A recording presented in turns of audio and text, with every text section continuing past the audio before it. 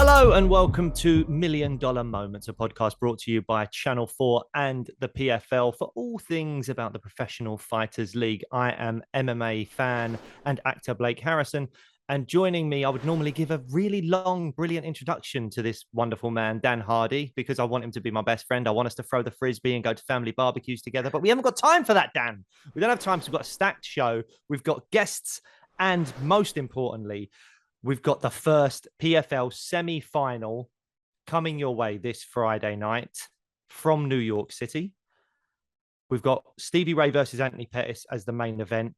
We spoke a lot about Ray v. Pettis in the last episode. So I think if anyone wants to hear Dan's thoughts on that, go back to our previous episode and check out what we were talking about when we were talking about Ray v. Pettis, that kind of like rocky feel of that and the feel-good vibes from Stevie Ray getting that win over Anthony Pettis, and how interesting this rematch is going to be.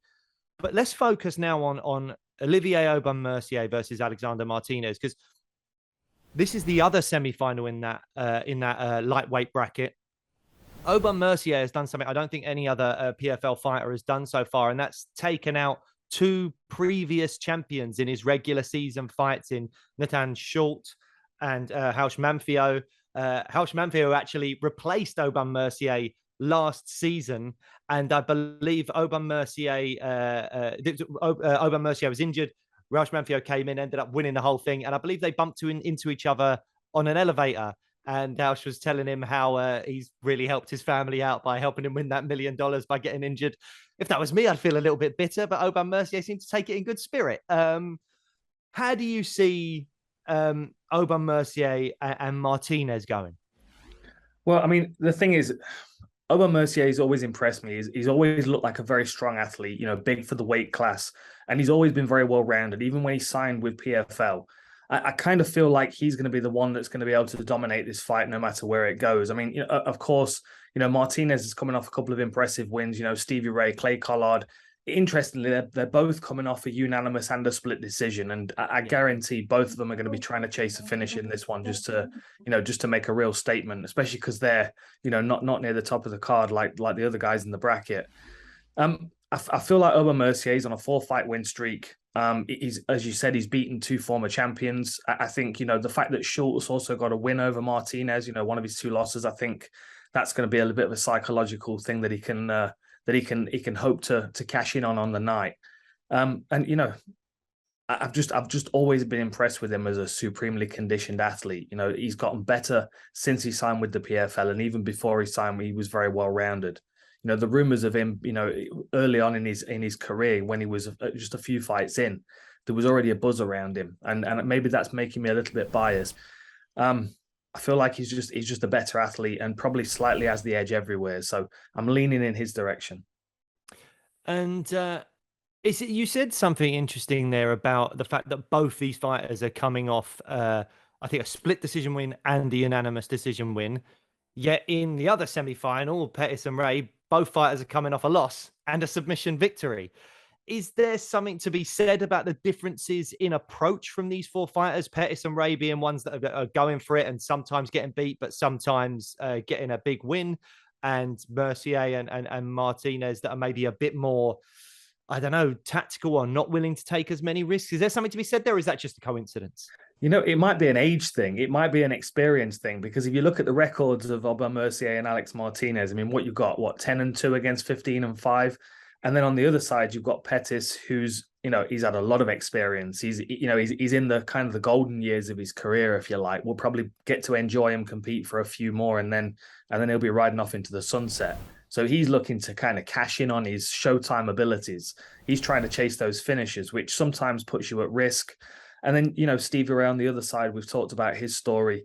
The fact that he's coming in after, a couple of years out, he's got the opportunity to really impress, and he lost his debut in the PFL. So I think going in there against Pettis, knowing the opportunity that he had on the line, I think they're both bigger risk takers. And I think that might be something down to where they are in their careers and kind of, trying to go out with a bang a bit more. I mean, you look at Aubin-Mercier and Alex Martinez, you could see them both returning to these championships, in the next 2, 3, 4 years, definitely, and still being competitive with the fighters coming through. But I would imagine that, the other side of the bracket, they're guys that we're we're going to get to enjoy for maybe a couple more seasons, and then they'll be done. And you mentioned you're leaning towards Aubin-Mercier in the Pettis Ray fight. Have you got a favorite, a prediction on that one? I just kind of, I guess I'm on the bandwagon of Stevie Ray at the moment. I like this resurgence. I think he looked, I think he looked great in his last fight against Pettis, and he has so much to gain in this moment here. I think he knows if he can get to Pettis, if he can work his body, he might be able to injure him again.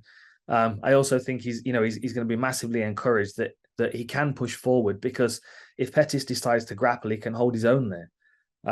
I think we're about to see about the best Stevie Ray that we've ever seen. And I think Anthony Pettis, as dangerous as he always is, I think the fight could definitely be stolen away from him in the first round if his confidence gets knocked. Yeah, I'm a big Pettis fan, but the story of Stevie Ray doing his thing on Friday night and making it to the final will be a wonderful thing to watch. So, yep, lightweights coming your way on Friday. Right now, we are joined by IBF Super Featherweight Champion Joe Cordina. Joe, how are you doing? Leisurely there on the bed, just relaxing, bathing in the glory of your victory. How's it going? Yeah, I wouldn't call it bathing in victory. I'm sort of exiled to the bedroom because I got the kids downstairs, and I'm actually having my kitchen ripped out and replaced, and I got a lot of work downstairs. So I thought, let me come up here for a bit of peace, as well as doing the podcasts. It's glamorous being the champ, isn't it? It's glamorous. Do you know what? Nothing changed. I remember the day after the fight, I got home. The missus said, "Oh, go to the shop for me." She woke me up. She went, "Go to the shop." I went, "What?" She went, the kids need breakfast. I said, "Okay." So I went to the shop. I was driving to the shop thinking, I'm a world champion. I'm getting sent to the shop. So I thought, at least have a couple of days off. I got back and the bins were left outside. She went, "Go and put them in the bin." I thought, it's cheeky. But yeah, nothing's really changed, mate. Nothing's really changed. Nice little reality check there. You like that? Of course. Well, it keeps your feet on the ground, doesn't it? Don't get above your station and all that stuff. But yeah. How many belts do you think you need to get before you don't have to put the bins out anymore? I don't think there's enough belts out there for that. I've been going around saying, "Hey, number one," but yeah, I definitely aim number one in this house anyway. You must have had plenty of energy left over from that last fight, though. I mean, you made short work of it. Yeah, obviously it's not. Do you know what? It's not the fights that do it, regardless of how short or long. Like, it's the camps that put the miles on you. It's not the fights. So regardless whether I've done a 12 round war, it's still not going to feel like the 12 to 14 week camp I had. It's not going to come anywhere near it. I got put through my paces, and there's a few times I felt sorry for myself in the gym. But Tony, he just sort of laughs and giggles to himself and just tells you to crack on. Potentially down the line, if I didn't take that opportunity, which I did take it on the night, if I didn't take that opportunity, something like that might have happened to me, because there might have been an opportunity for him. So yeah, I'm just glad I got him out of there. And as they say, you don't get paid for overtime. So yeah, it was nice to get a victory for a world title in my hometown in that fashion. Obviously, this is a podcast about the PFL, about MMA. Are you an MMA fan, Joe? Do you ever watch MMA? Yeah, I do watch MMA, but I'm not like a big fan where I know the ins and outs of every weight and every fighter and like that. I just love to watch a good scrap. I'm a big fan of, obviously, your Conor McGregor, Molly McCann, Paddy the Baddy. I like them. Obviously, they're UK as well, so I like them. Jack Shaw, Welsh. He trains in the gym I train at when I'm home. So yeah, I do watch it. But I'm not a big fan where I know the ins and outs and every person in every weight and all that. I just love to see him have a scrap and go at it.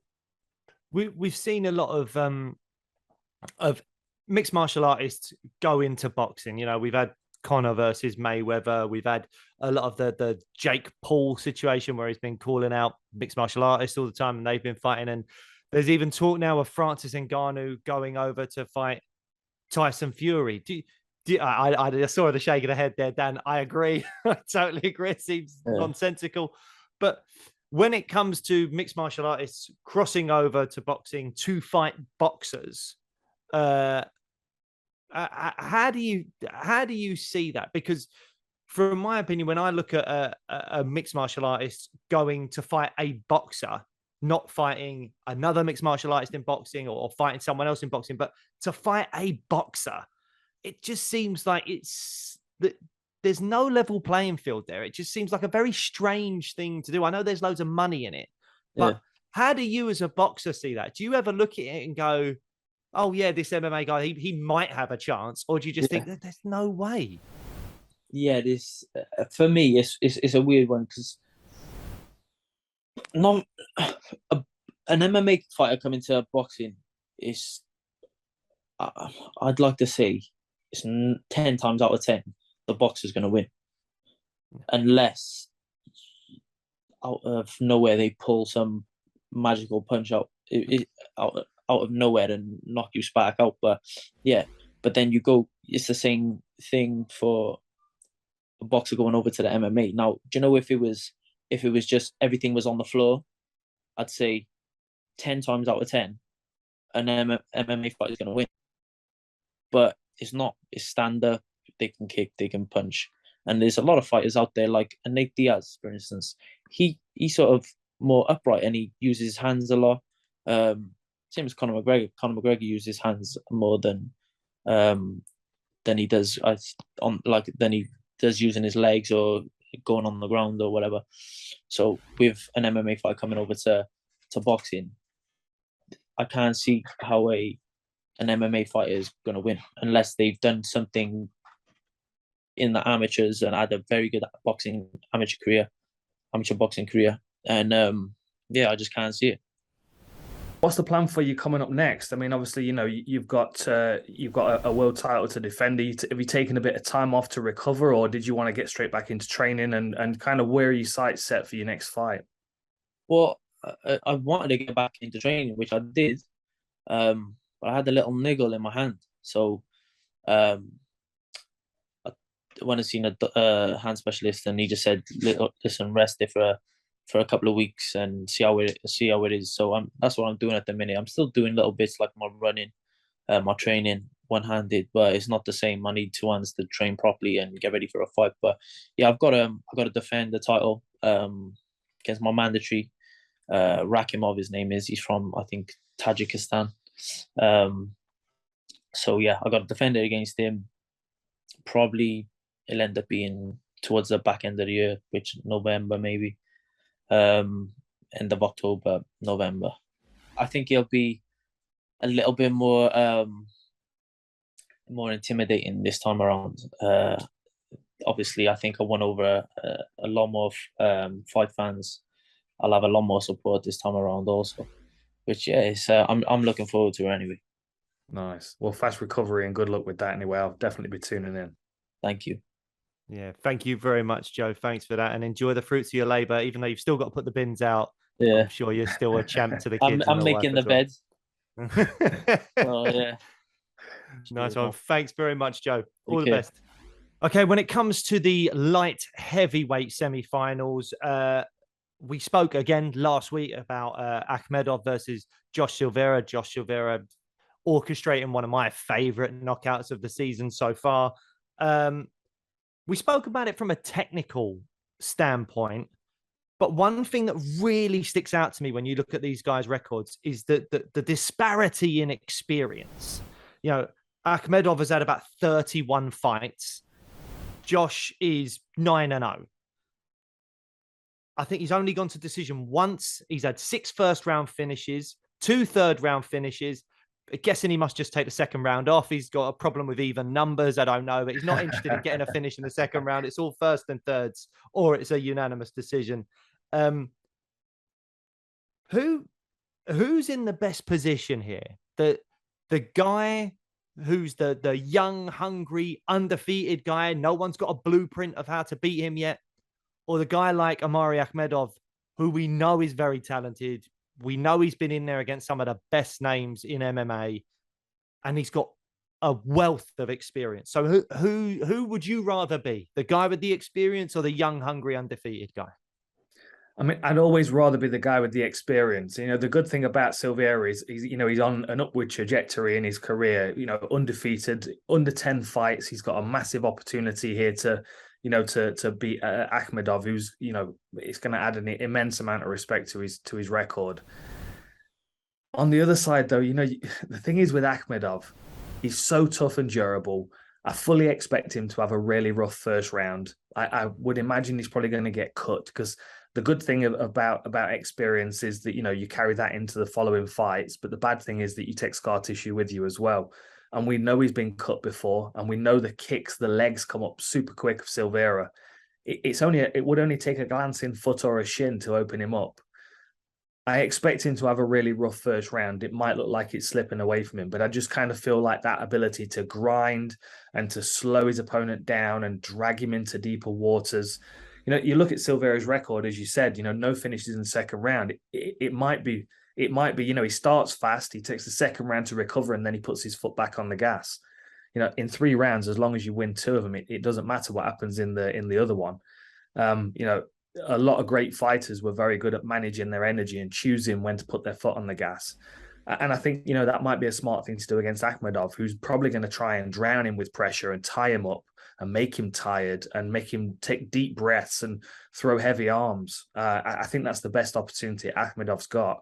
And I think experience plays into that kind of game plan. So is it fair to say you're picking Akhmedov for the win on that one? He's always been a bit of a favorite of mine. I love his style. He's just so overly aggressive. And I think that, you put him now, obviously he's up at 205. I think he's in a weight class where his body can breathe. He can put on muscle mass if he wants to. He looks like the Hulk as it is. And I think now he's at a weight class where his body, his physical health suits his mentality when it comes to fighting.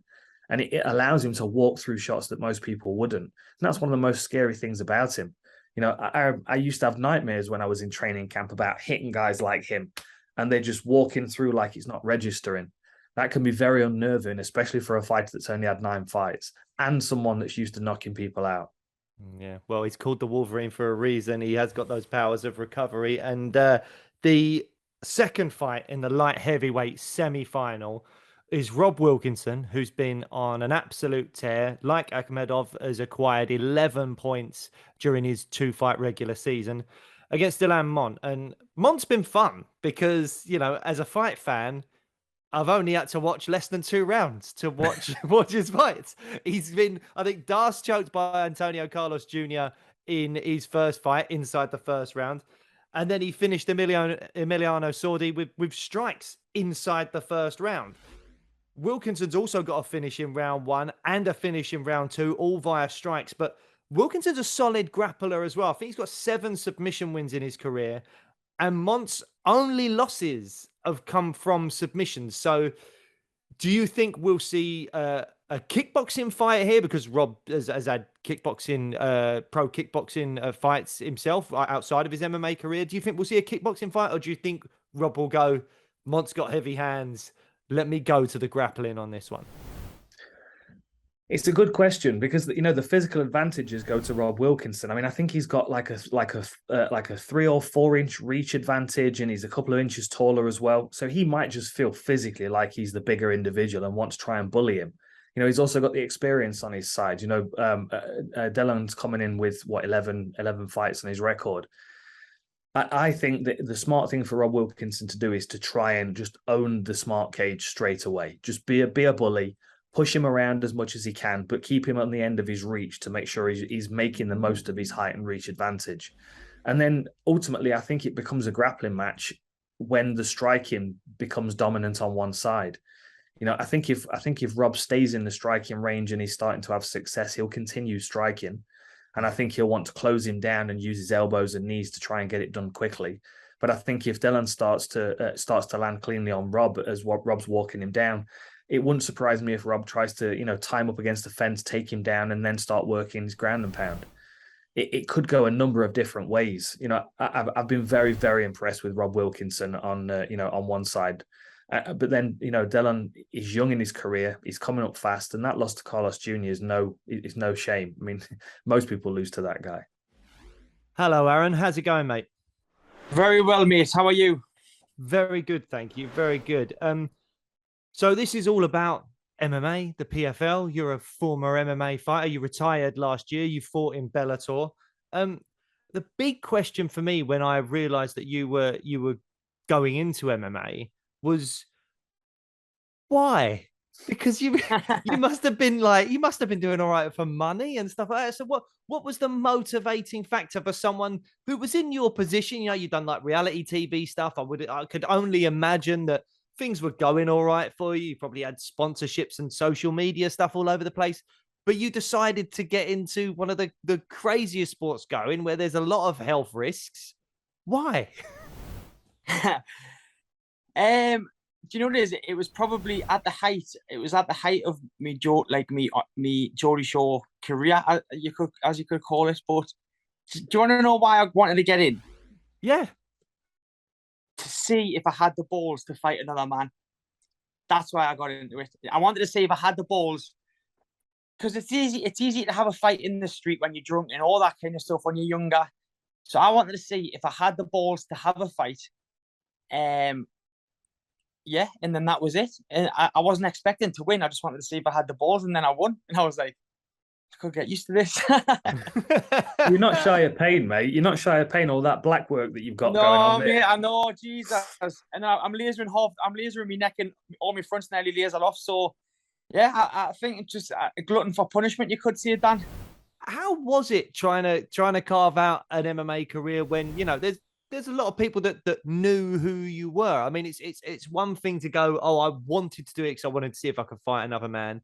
It's another thing to do it knowing that there's a lot of extra eyeballs on you at a time in your MMA career where most people have no one other than like their mums and dads watching them. Like you had a fan base, but you probably also had a lot of people that thought, oh, this reality star's trying to do MMA. I really hope he gets his head kicked in or something like that.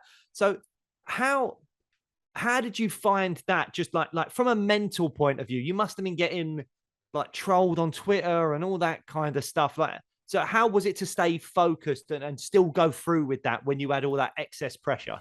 The trolling was horrendous, but I'm kind of one of them people, when someone tells us that I can't do something, or you shouldn't be doing this, I'm like, it kind of gives us more drive. Do you know what I mean? So don't get us wrong. When I lost one of my MMA fights, I was getting messages telling us to kill myself and all this kind of stuff. Do you know what I mean? So the trolling is horrendous, but I've been around the game, as in the online social media stuff, for almost 10 years now. So you just got to take the rough with the smooth. But yeah, I mean, the first one was quite bad. I think there was like 4,000 people. Obviously, it's people's first MMA fights. On normally maybe little sports halls, but I kind of threw myself in at the deep end.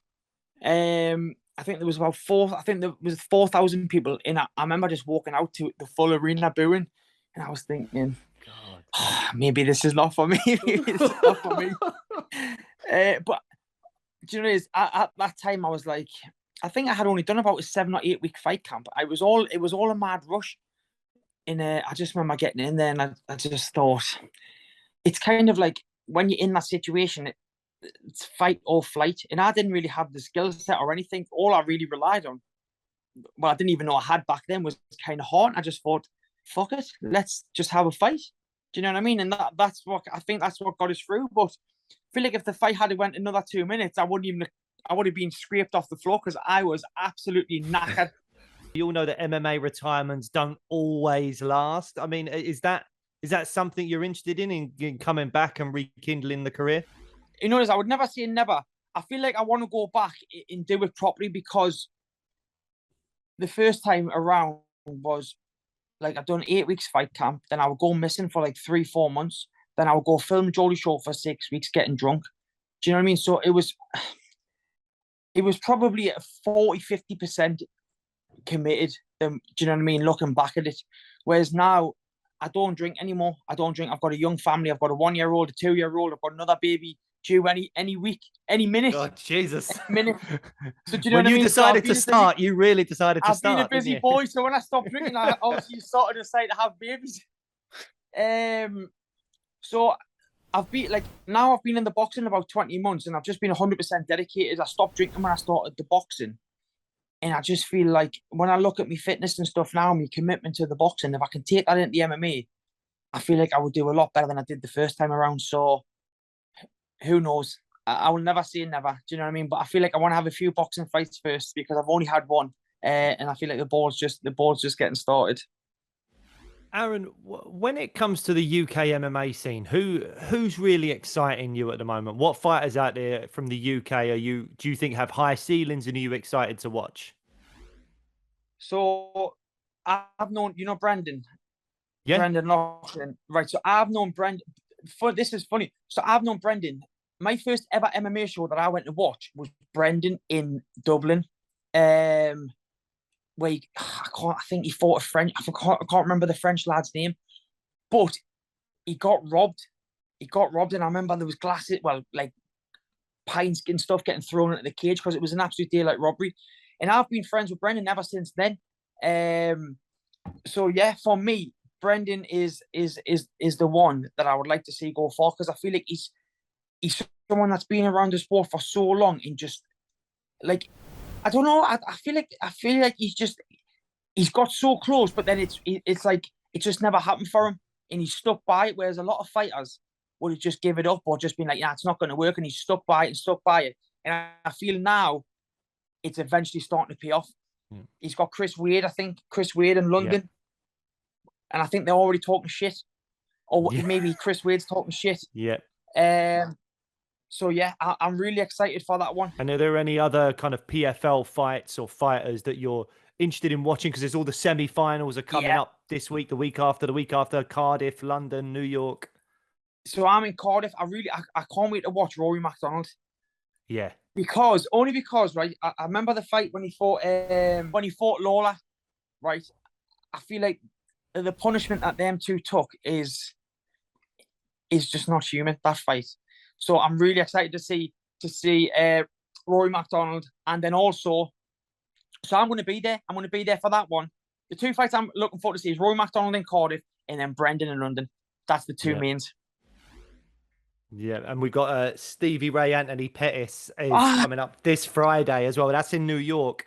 Oh, did you see that finish? That kind of modified body triangle twister? I don't know what it was, but and then obviously the rematch is coming up this Friday. Did you see that first fight, and how do you think the second fight is going to go? Yes, so I seen the finish. And funnily enough, Stevie Ray was one of the few people that messages, one of the fighters that messages when I first started MMA, because even when loads of fighters were giving us shit, Stevie was one of the people that messages just to give us a bit of encouragement, just saying, look, like, just do your own thing kind of thing, stick by it. So do you know what it is? I was over the moon because that is some scalp to take in the way that he took it. But the rematch, obviously Pettis is going to come to try and prove a point. I think is he number one seed in the lightweight? I think he won the league, yeah. So he's number one seed. So that's a hell of a scalp to take, but I can imagine he's going to be licking his wounds after that, and I feel like he's going to come to try and take Stevie's head off. So that's going to be a fight where he's going to have to be very wary. But I mean, look at the finish. It come out of what was it? It was a modified. Yeah, it was like a body triangle twister. It was a really unusual thing. But you know what's interesting is you could tell he did it on purpose because when he got the position, his coach knew the position. It was like something that they'd kind of either discovered or whatever. Very, very unusual though. I've never seen it before. Really good win for him. Really, really good. And like you say, that's a hell of a but then also for him, it's a hell of a confidence booster, because if you've beat someone the first time, all the confidence is going to be on your shoulders going into the second one. I know if I've beat someone and they said have a rematch, I would jump at it at the drop of a hat. Do you know what I mean? So I feel like the confidence is going to be with Stevie, but I feel like Anthony's going to be dangerous because it's Anthony Pettis. We all know what he can do now, isn't he? Yeah, 100% high. Yeah. So yeah, I think that's going to be fireworks. Aaron, unfortunately, I think that's all we got time for, mate. But best of luck with the boxing and everything else you got going on, man. And thanks so much for joining us today. Thanks for having us. And Dan, if I don't speak to you or see you Good luck with the boxing fight, mate. Thank you, mate. Thank you. And good luck with your comeback as well. I'll be watching. Thank you. Thank you. Take care. Cheers. Well, there you go. We've had guests. We've prepared you for this Friday night's semi-finals in New York for the first load of PFL semi-final playoffs. I don't think there's anything more to add, is there? We've done it. We've done guests. We've done PFL semi-final playoffs. We've got the lightweights. We've got the light heavyweights. So I suppose you'll join us next time where we talk about the welterweights, we talk about the heavyweights, and we talk about it all happening in Cardiff. Dan, it's been a pleasure. As always. Bye-bye.